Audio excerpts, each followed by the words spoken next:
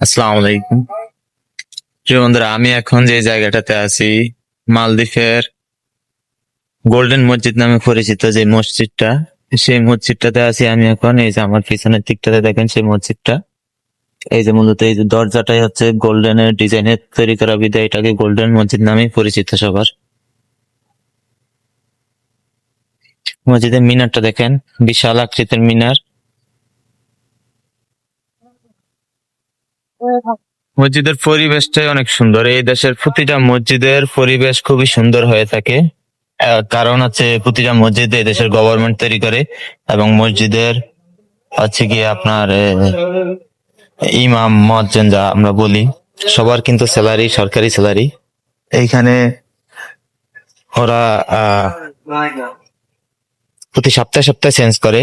Government যাকে যে সপ্তাহে এক এক শুক্রবারে এক একজনকে এক এক মসজিদে পাঠায়, আর ওইভাবে গিয়ে তারা কিন্তু মসজিদে নামাজ পড়ে, নামাজ আদায় করে, আজান দেয়। এই মসজিদটার চারিপাশে যে ডিজাইনটা, চারিদিকের ডিজাইনটাই মূলত হচ্ছে গোল্ডেনের, মানে স্বর্ণের মতো করে ডিজাইন। এই জন্যই মূলত মসজিদটার নাম দেওয়া হয়েছে গোল্ডেন মসজিদ। আমরা অনেকেই বলে, বাংলাদেশের অনেকে গোল্ডেন মসজিদ। দেখেন এই যে মসজিদটা বিশাল এরিয়া নিয়ে মসজিদ, আর এখানের প্রতিটা মসজিদই কিন্তু অনেক বড় হয়।